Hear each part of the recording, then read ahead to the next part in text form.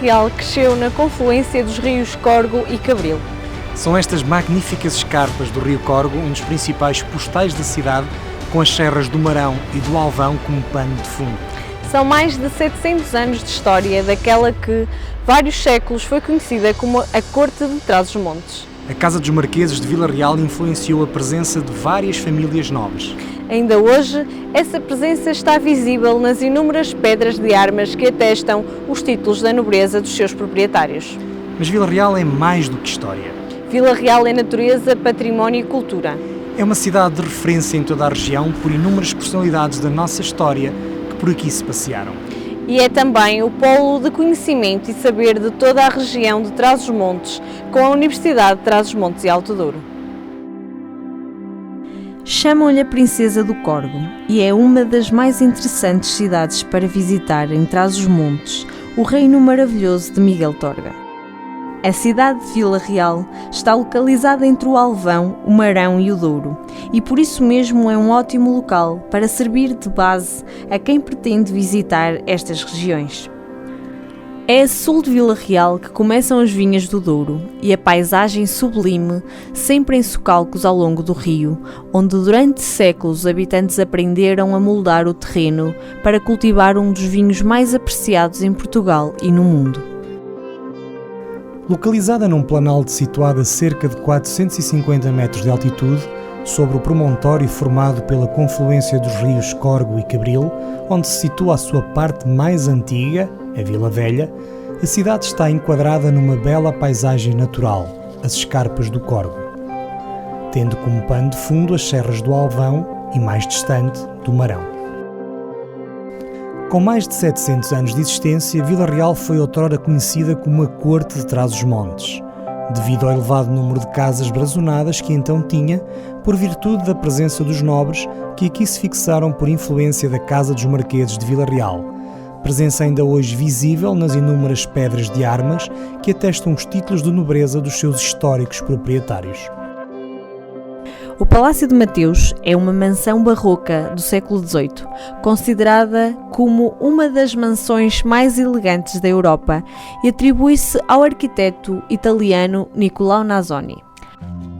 A fachada do palácio é um conjunto harmonioso no qual se destaca a dupla escadaria com balustrada que conduz à porta principal, sobre a qual aparece o escudo familiar flanqueado por duas estátuas alegóricas.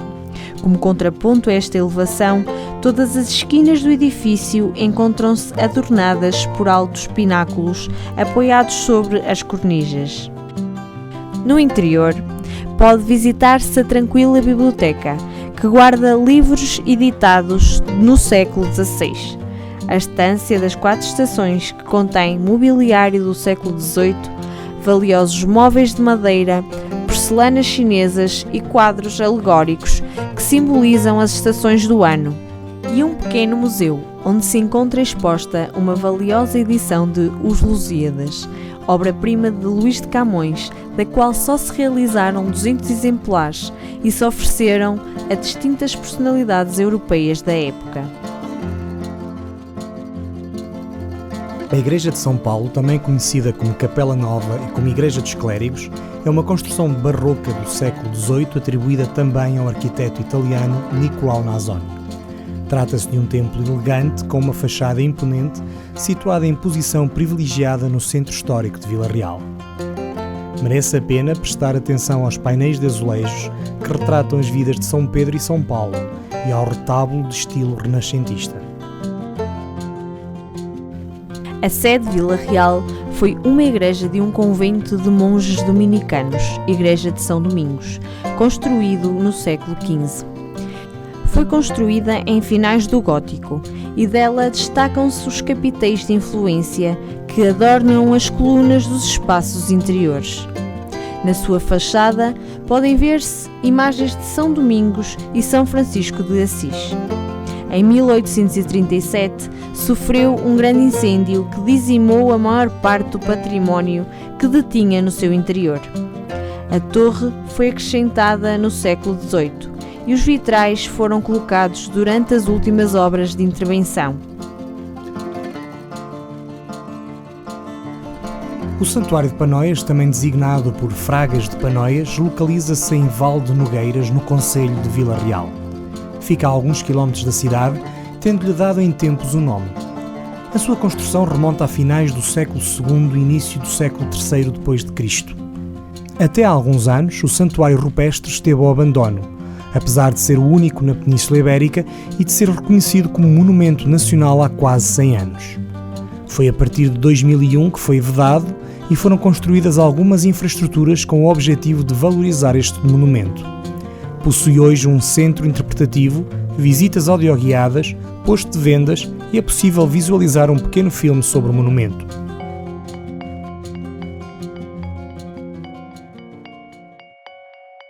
Lordelo é das Panelas, Vila Marinho dos Pucarinhos, Mondrões é dos Malasados, Bisalhães dos Bem-Feitinhos.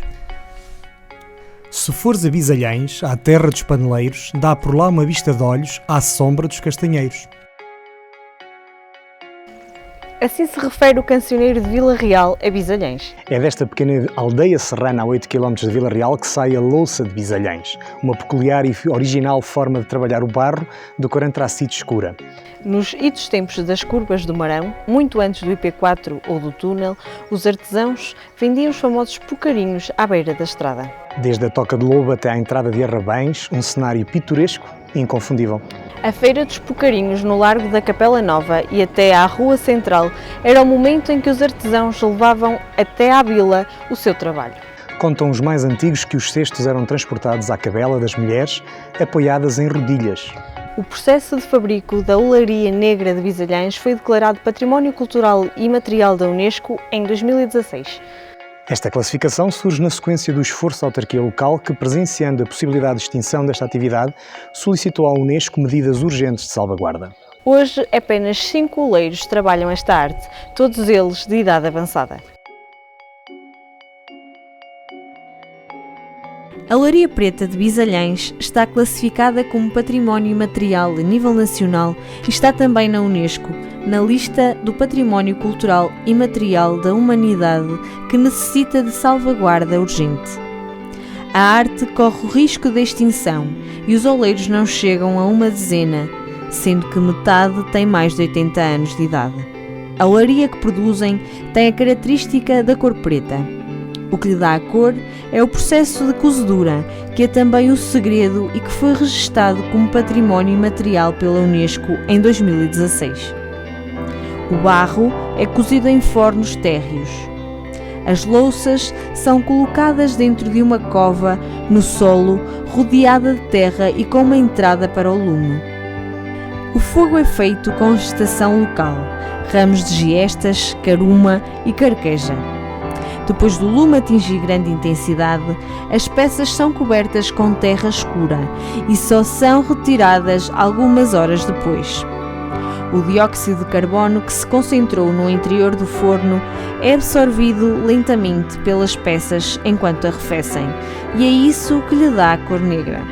Esta é a forma tradicional de cozedura da olaria negra, que tem a sua origem na Soenga. Só em Portugal resistem alguns destes fornos que eram relativamente comuns na Europa. Este processo pode ser visto em Bisalhães nos dias em que vários oleiros se juntam para uma cozedura. Há fornos particulares e comunitários. Um eixo central da salvaguarda da Olaria Preta de Bisalhães é a transmissão do conhecimento das técnicas do preparo do barro, da cozedura e da forma como são retiradas as peças. Este processo de cozedura terá cerca de 300 anos e há menos de um século existiam vários centros de olaria na região de Vila Real. Agora só resta o de Bisalhães. Pelo São Pedro, é de costume realizar-se em Vila Real uma curiosa feira, tradicionalmente chamada a Feira dos Pucarinhos, onde a olaria de Bisalhães é a principal atração. A Torre de Quintel é um dos poucos exemplos de arquitetura civil-militar que comprovam o avanço da senhorialização por terras transmontanas. A construção deste local recua pelo menos até aos séculos XIII e XIV, embora muitos autores apontem uma construção mais tardia em pleno século XV. Até ao século XIX, a Torre de Quintela manteve-se na posse da Ordem dos Hospitalários, sendo uma das principais referências da época medieval, a ponto de ter inspirado o próprio Camilo Castelo Branco num dos seus romances. A extinção das ordens religiosas em 1834 abriu um desastroso período na história deste monumento, tendo estado prestes a ser destruído. Mais recentemente foi projetada a sua reconversão em polo museológico, tendo, para isso, sido submetida a um restauro integral nos primeiros anos da década 80 do século XX.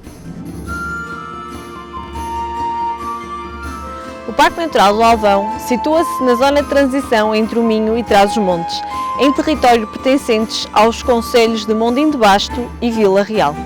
A antiga freguesia de Lamas de Olo era um curato anual de apresentação do Abade de São Vicente de Irmelo.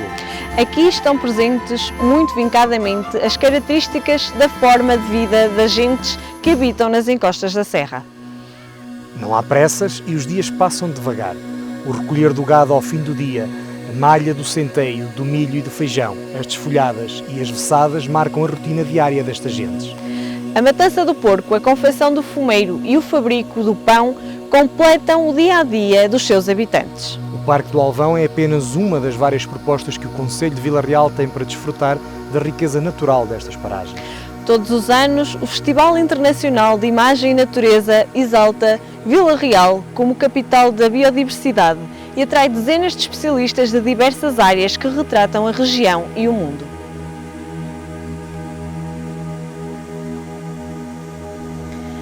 O Parque Natural do Alvão é uma área protegida de Portugal de reduzidas dimensões e situada entre os concelhos de Mondim de Basto e Vila Real. Foi criado em 1983. Com um relevo variado, o Parque Natural do Alvão apresenta definidas duas importantes áreas. Uma zona mais alta, que chega aos 1.339 metros de altitude, abrangendo a Serra do Alvão e o Planalto de Lamas de Olo, e uma zona baixa, onde estão localizadas as povoações de Irmelo e de Fervença e os vales por onde corre o rio Olo. O parque é um refúgio fulcral para várias espécies. Outrora, entre as zonas mais elevadas do sistema montanhoso do Alvão e do Marão, era possível avistar com frequência a emblemática Águia Real, hoje praticamente extinta. Atualmente, subsistem no interior do parque diversas espécies faunísticas típicas de montanha. É o caso do lobo, do gato bravo, da toupeira de água e do falcão peregrino, entre outras. O Parque Corgo situa-se nas margens do rio que lhe dá o nome e tem uma área de cerca de 33 hectares. Está ligado ao Parque Florestal, um verdadeiro pulmão da cidade, e incorpora vários equipamentos, campos polidesportivos, itinerários pedestres, parque de merendas de cuteçais, piscinas municipais abertas, parque infantil, cafés e casas de chá. É ainda possível ver antigos moinhos, alguns deles recuperados. Na área correspondente ao Parque Florestal está instalado um circuito de manutenção que convida à prática de hábitos de vida saudáveis. Numa das margens do rio estão as instalações do Centro de Ciência Viva. Esta área da cidade assume um papel primordial na vida dos vilarrealenses, havendo uma notória ligação criada entre estes, o rio e todo o ambiente do parque. Deixe que o Rio Corgo seja o seu anfitrião. Ele dar-lhe-á a conhecer cada recanto deste parque. O Jardim Botânico da Universidade de Trás-os-Montes e Alto Douro, reconhecido internacionalmente a partir de 27 de maio de 1988, constitui uma das coleções vivas mais importantes de Portugal. Localiza-se no nordeste de Portugal, na cidade de Vila Real, a cerca de 500 metros de altitude, abrangendo os terraços e escarpas sobranceiras ao Rio Corgo, integrados na Reserva Ecológica Nacional e Rede Natura 2000. Atualmente, registra cerca de 1000 espécies vivas, formando parte de um variado conjunto arquitetónico-paisagista no interior do campus universitário.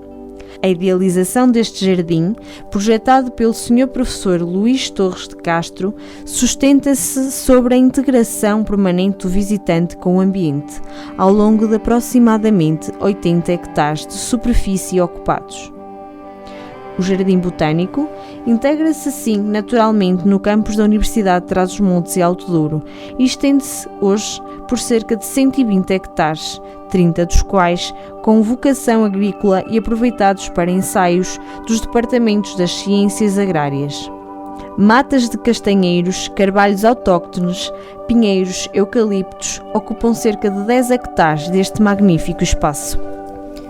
O Festival Internacional de Imagem de Natureza é um projeto criado para a sensibilização da sociedade, da conjugação entre as artes cinematográficas, fotográficas e de desenho e o conhecimento, pretende fazer chegar a todos a mensagem de que devemos preservar o património natural do planeta pelas razões que são subejamente conhecidas. Com caráter e projeção internacional e prémios atrativos, motivos mais que suficientes para despertarem o interesse dos amantes destas áreas, estão disponíveis concursos para todos.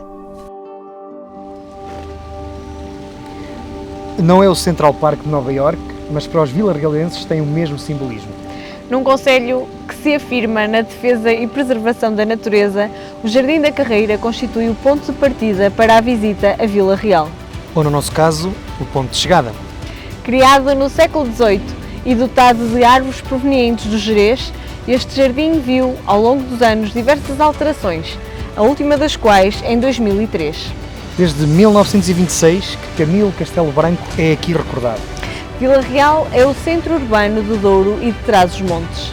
Diariamente afluem a esta cidade milhares de pessoas a estudar, trabalhar ou visitar os cantos e recantos de uma cidade esculpida nas encostas do Corvo.